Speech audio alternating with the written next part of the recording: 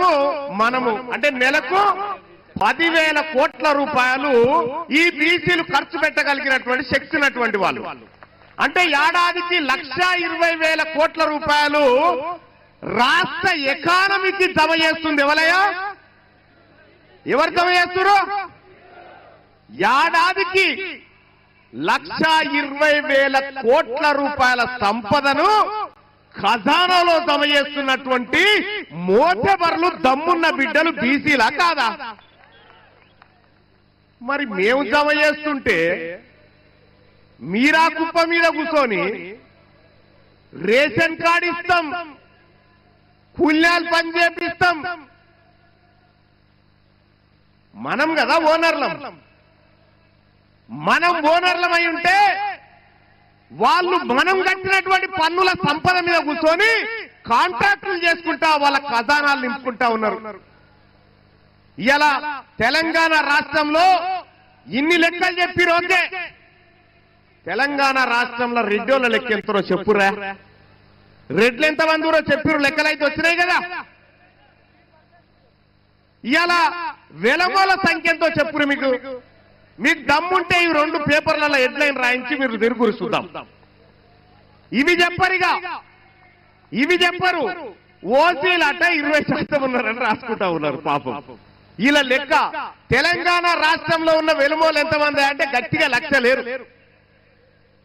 ఇలా బీసీల మీటింగ్ కోసం వరంగల్ రోడ్డు మీదకి ఎక్కిన 1,00,000 మంది ఎంతమంది కూడా లేరు. మొత్తం ఎవరు? వెలమల జనాభా. వాళ్ళు 13 మంది ఎమ్మెల్యేలా. ఇలా మా సుందర్ రాజు అన్న చెప్తా ఉన్నాడు 14 లక్షల మంది. వాళ్ళు ఓటర్లు కాదు, మొత్తం జనాభానే గంత.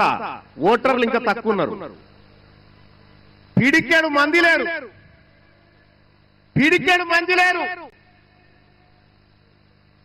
వాళ్ళు 60 మంది ఎమ్మెల్యేలై అసెంబ్లీలలో చట్టసభలలో కూర్చుంటే ఈ బీసీల బతుకులు మార్చడానికి వాళ్ళు నిర్ణయాలు తీసుకుంటారా? మీరు ఒక్కసారి ఆలోచన చేయండి. తీసుకోరు. ఇలా బీసీల చేతుల్లో భూములు లేవు, బీసీల చేతుల్లో అధికారం లేదు, బీసీల చేతుల్లో ఆర్థిక వనరులు లేవు. మొత్తం ఉన్నదంతా వాళ్ళ చేతుల్లో ఉన్నది. కానీ బీసీ ప్రజలారా గుర్తుపెట్టుకోండి, నిన్నటి దాకా ఒక లెక్క, ఇయాల్టి నుంచి ఇంకొక లెక్క. నిన్నటి దాకా ఒక లెక్క. ఈ బీసీలలోంచి ఎవడు అడిగేటోడు లేడనుకుర్రు. ఈ బీసీలకు ఇట్లనే 4 రోజులు ఉద్యమాలు చేసిపోతారనుకున్నారు. కానీ గుర్తు పెట్టుకోండి, ఇవాళ బీసీ సమాజానికి, తెలంగాణ రాష్ట్ర బీసీ ప్రజలకు మీ బిడ్డ టీన్మార్ మల్లన్న ఖడ్గం పట్టుకొని ఉన్నాడు. ఒక్క అనా పైస పోయినా ఊరుకునేటువంటి ప్రసక్తే లేదు. చూడలే మొన్న చట్టసభలో, చూడలే నేను అధికార పార్టీలో ఉండి కూడా మొన్న ఇప్పుడే చెప్పిన 1,20,000 కోట్ల రూపాయలు మనం జమ చేస్తున్నామని. నేను మొన్న మండల్లో మాట్లాడినా, ఎంత ఇస్తున్నారా బడ్జెట్ల బీసీల కంటే 9,000 కోట్లు. 1,20,000 కోట్లు తీసుకొని 9,000 కోట్ల రూపాయలు మనకిస్తారట. అంటే ఎవరి సొమ్ముతో ఎవరు బతుకున్నానా?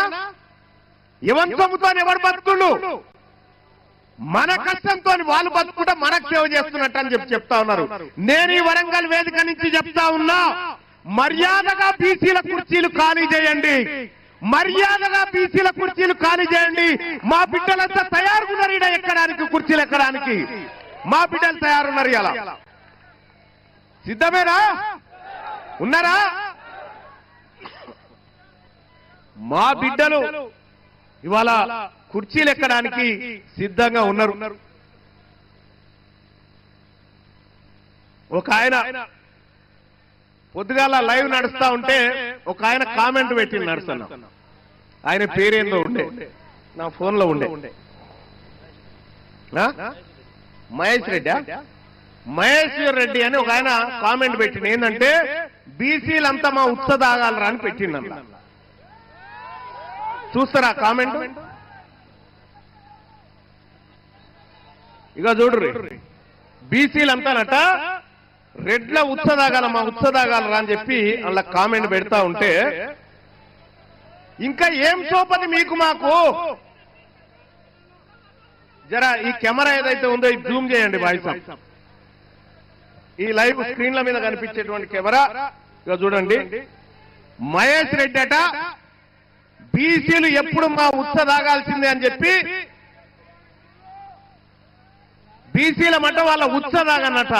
ఎవనుత్స ఎవడు తాగితే ఇలా ₹1,20,00,000 మా సొమ్ము ₹1,20,000 మా సొమ్ము మీరు తాగుకుంటా, మా బీసీల ఉత్స మీరు తాగుకుంటా మమ్మల్ని ఉత్స తాగమంటారా దొంగ నా కొడుకులారా?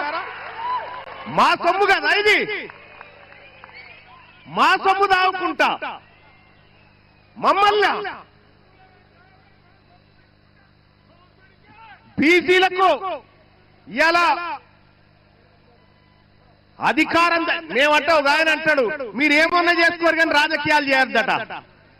బరాబర్ రాజకీయాలే చేస్తాం. మా బిడ్డ శ్రీకాంతాచారి ఆత్మ బలిదానం చేస్తే ఆ శవంకాడ కాపుకున్న దొంగలు మీరు ఇలా మా బీసీల గురించి మాట్లాడతారా?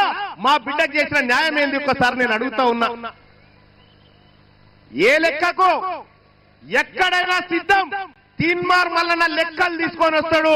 మీరు రమ్మంటే గోల్కొండ కాడ కూర్చుందామా, 1000 స్తంభాల గుడి కాడ కూర్చుందామా, లేకపోతే కాకతీయుల ఏ దూరణం కాడ కూర్చుందామో చెప్పురు. మీరు చేసింది దొంగతనమే.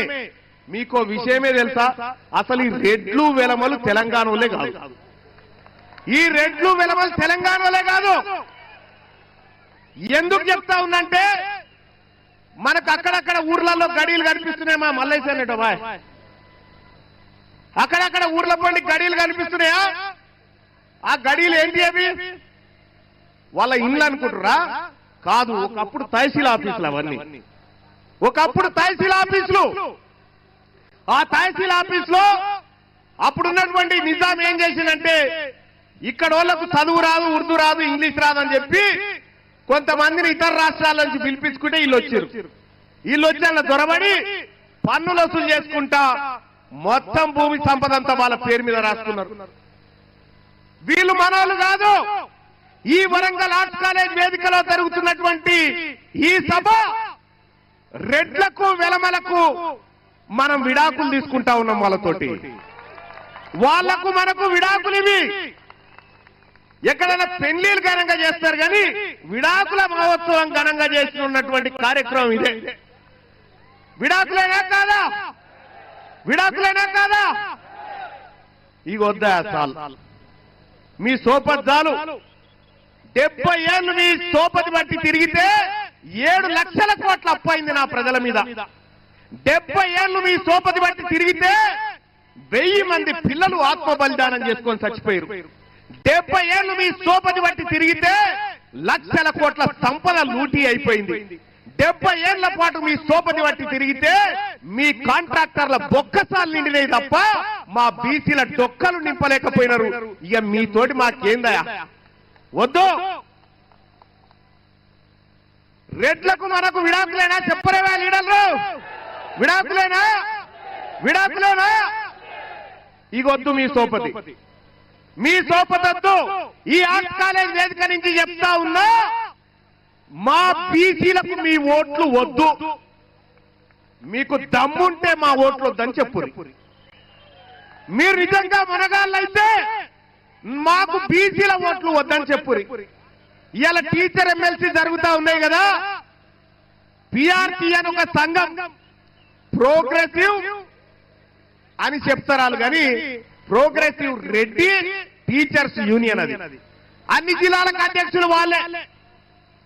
మొన్న శ్రీపాల్ రెడ్డి అంటేనే నా ఆఫీస్ కాడికి వచ్చి మల్లన్న నువ్వు మద్దతు చేయాలంటే లేచి నిలబెట్టి నిన్ను చిత్తు కూడా కొడుతున్నా బిడ్డ, నువ్వు రెడ్డి అని చెప్పిన. ఇవాళ ఇదే టీచర్ ఎమ్మెల్సీ ఎన్నికల్లో ఇది ఓట్ ట్రాన్స్ఫర్ సిస్టమ్. ఒక్క